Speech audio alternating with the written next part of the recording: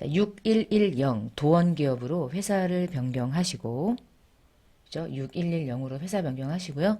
일반 전표 입력을 보겠습니다. 1번 문제. 에코전자 상장 주식 100주를 단기 투자 목적으로 6만 원에 샀고 600 주고 산 거죠. 취득할 때 3만 원의 수수료 함께 예금해서 나갔대요. 요거 단기 매매 증권 취득한 건데 단기 매매 증권만 취득할 때 이 수수료를 취득 원가에 포함하지 않죠. 얘만 별도로 수수료라는 비용으로 일부 비용을 처리하는데 이때 얘는 또 유일하게 영업의 비용에 걸려있는 수수료 비용으로 얘만 거는 겁니다. 단기 매매 증권만. 그리고 대변에 보통예금 603만원 나가고요. 자, 두 번째 문제 3월 31일자 보유 중인 신한은행의 예금에서 이자 수익이 발생됐고요. 이자가 들어올 때 세금이 차감되고 들어오죠. 원천징수세액은 자산으로 처리할 거고 제외된 금액이 42만 3천원 통장에 들어왔대요. 그럼 여러분 대변에 이자 수익은 50이 발생된 건데 차변에 보통예금으로 들어올 때는 다 안 들어오고 42만 3천원만 들어오죠. 이때 차변에 차감되고 들어오는 돈이 원천징수가 되는 소득세와 지방소득세고 그 돈을 더해서 우리가 선납세금을 걸어놨다가 기말 결산일날 법인세라고 하는 전체 추산액이 나오면 그 법인세 중에 먼저 납부한 선납세금 7만 7천 원을 제하고 나머지가 미지급세금으로 걸리는 거지. 그래서 얘를 원천징수세액을 자산으로 처리하는 이유가 사실은 요거 비용 처리하세요 그러면 바로 법인세 등 처리하면 돼요. 왜냐면 이거 법인세로 나중에 대체할 거잖아. 근데 법인세가 얼마가 납부가 될지 확정되지 않은 상태에서 법인세라는 비용을 먼저 처리하는 게 문제가 된다고 생각하는 거야, 회계는. 그래서 먼저 납부한 선납세금을 일단 걸어 놓는 거죠. 법인세를 바로 비용 처리하는 경우는 그래서 없어요. 그렇게 하는 경우는 뭐 내가 하고 싶으면 하겠지만 자, 4월 30 본사 건물 신축 공사를 위해서 장기 차입금 돈을 빌렸다는 얘기고 이자 비용 200이 오늘 나갔는데 이 이자는 차입 원가 자본화 요건을 충족하고 26년도에 완공된대요. 그럼 대변에 돈 나갔다는 얘기죠? 이때요. 비용을 처리할 수도 있는데 그 비용의 이름은 이자 비용인데 그 이자가 건물을 짓기 위한 이자라서 자본화 대상 요건이 충족된다고 하니까 이것은 건물의 일부가 잡혀야 돼. 근데 아직 건물이 아직 완성되지 않았어. 그래서 처리하는 이름이 건설 중인 자산이죠. 건설 중인 자산으로 처리해 놓는 거죠. 자, 그 다음 문제 네 번째 문제입니다. 7월 10일자 퇴직연금 제도가 도입되었다. 생산부서와 관련된 퇴직금은 DB형, 확정급여형으로 1000, 영업부와 관련된 퇴직급여는 DC형 제도 700. 각각 보통예금으로 나갔는데 하나로 처리하래요. 전표가 하나로 처리할 거니까 그냥 보통예금 한 번에 잡아서 1700 잡고요. 여러분 DB형 제도는 퇴직금을 회사가 운영하는 거죠. 그러니까 퇴직연금, 운용자산으로 처리하시면 되고 그러니까 1000만 원은 퇴직연금과 관련된 제도가 회사가 관리하고 통제하는 퇴직연금 운용자산으로 운영이 되고 있고 생산부 직원권, 영업부 직원권은 너네들이 직접 관리해라. 그러면 직원들의 통장으로 퇴직금 준 것과 동일하게 인식을 하는 거죠. 그때는 퇴직급여. 그리고 생산부가 아니라 판관부 직원들과 관련된 퇴직급여니까 어쨌거나 판관비 계정으로 처리하시면 되고. 퇴직연금 제도가 부서별로 연금 운용 방식이 조금 다를 수도 있겠네요. 그렇죠? 이런 경우는 거의 없지만. 자, 그 다음에 마지막 문제 7월 15일자 거래처 이름은 지우 공장에서 사용할 기계장치를 구입하기로 하고 계약금이 나갔대. 당좌 수표가 나갔다는 얘기니까 당좌 예금으로 대변에 인식을 하고요. 계약금 지급하면 우리는 그냥 선급금 처리하죠. 건물을 짓기 위한 여러 가지 뭐 건설 중인 자산이라는 계정으로 처리되는 공사 계약금 이런 것들도 사실은 건설 중인 자산으로 처리하는데 우리가 시험 볼 때는 일반적으로는 다 계약금은 선급금으로 처리하고 있어요. 거래처 걸어주시고요. 지유 거래처, 계약금은 거래처 걸기. 일반 전표가 좀 심플하게 끝났습니다. 이게 지금 110회 기출문제가요. 합격률이 46%예요. 그러니까 딱 봤을 때 느껴지는 게 있죠. 아, 되게 어렵다. 이런 거 없잖아요. 그쵸? 그러니까 요 정도?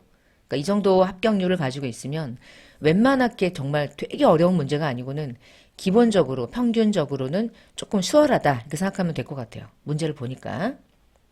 자, 메인 매출 7월 7일. 영업부서에 매출처에 선물할 용도. 싸하죠? 부가세가 별도고요. 전자세금 계산서를 받았대요. 자사시 세금 계산서를 받음. 부가세가 매입세액이 있었음. 그러나 매출처에게 선물해 준 거는 접대성 항목이기 때문에 세 가지 모든 유형상 매입세 공제가 안 되는 세금 계산서 수치죠. 이런 게 이제 완벽한 불공이죠. 그냥 접대라고 써도 되고요. 접대성 항목에 와인 이렇게 해도 되고요. 내용을 보니까 10세트인데요. 세트당 5만 원이면 50만 원에 부가세가 5만 원이었다는 얘기입니다. 거래처는 신하였고요. 전자받았고요. 아래쪽에 불공제 사유는 접대비가 지금은 기업 업무 추진비. 그리고 분계는 혼합을 걸어서 몽땅 다 기업 업무 추진비 55만 원 전액. 다 현금으로 결제했네요. 대변에 현금으로 납부하시면 되겠습니다. 자, 두 번째 문제 7월 20일자. 공장에서 생산부서가 사용할 선풍기 문제 없죠?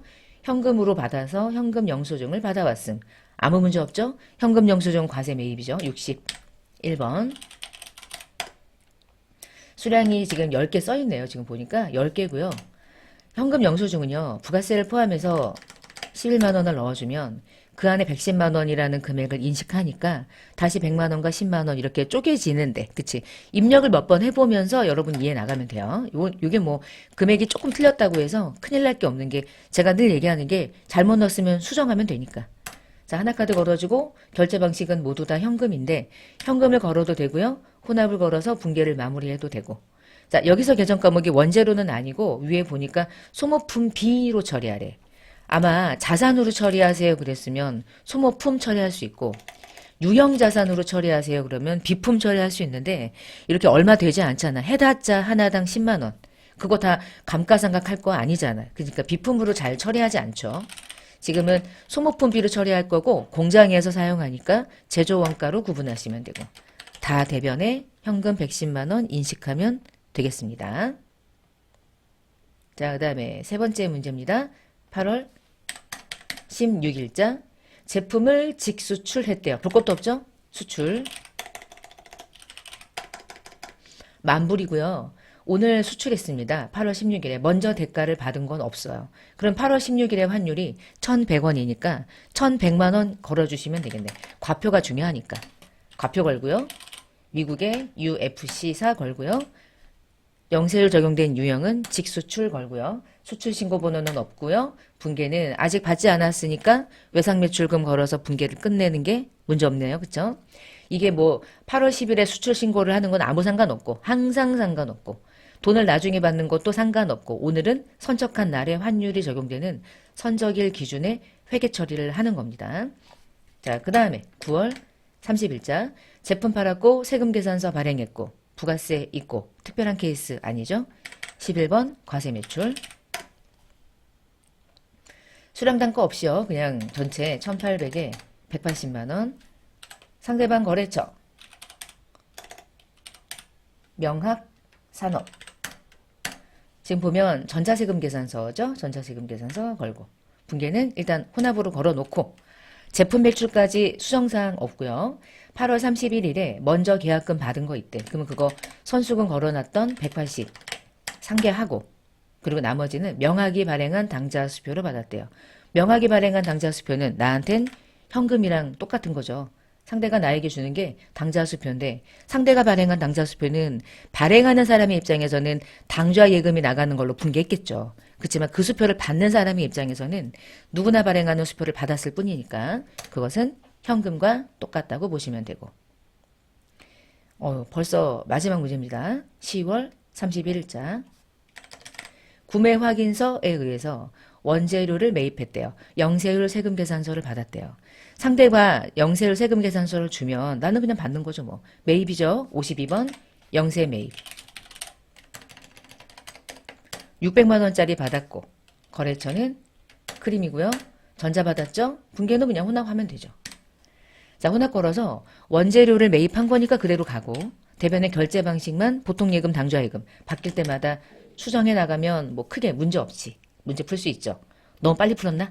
근데 워낙 뭐 이렇게 고민할 문제들이 많이 없네요. 그렇죠? 매입 매출이든 일반 전표든. 이렇게 문제 풀다 보면 합격률을 여러분이 나름의 좀 비교할 수 있죠. 문제를 보니까 많은 시간이 걸리지 않는 문제들이다. 그러면 고민할 대상이 아니란 얘기니까 상대적으로 쉬웠다는 얘기고. 그러면 점수가 아무래도 좀 높게 나올 거고 합격률도 영향을 받겠죠. 심플하게 문제가 끝났네요.